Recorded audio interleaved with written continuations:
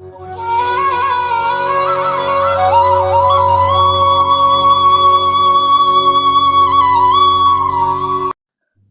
பக்தர்களுக்கு என் அன்பு வணக்கங்கள்.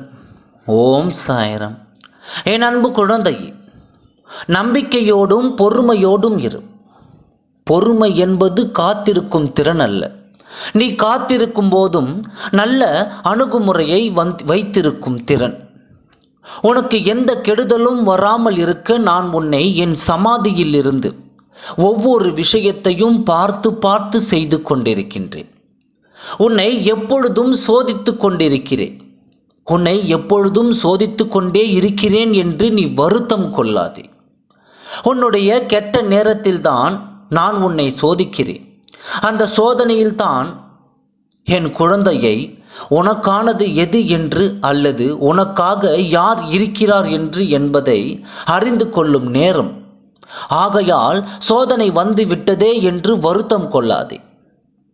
எதையும் சாதிக்க முடியும் என்ற தன்னம்பிக்கையுடன் இரு.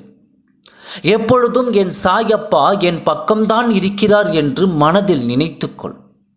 மனதில் எந்த சலனமும் கொள்ளாதே. உன் சலனத்தை விரைவில் சரி செய்வேன். நான் செய்யும் அனைத்து செயல்களுக்கும் காரணம் உண்டு.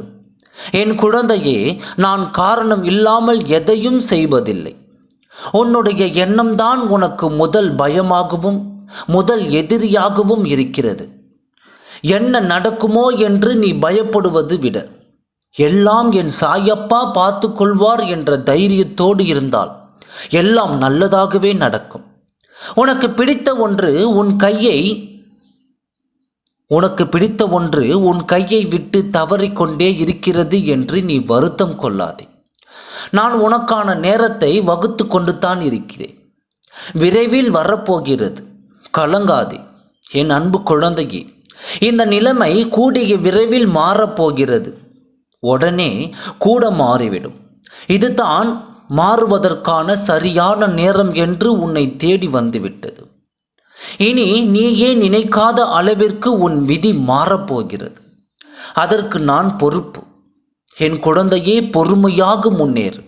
உன் வெற்றி சிறிது தள்ளி போகுமே தவிர நிச்சயம் அதில் நீ வெற்றி பெறுவாய். ஓம் சாய்ராம். நன்றி.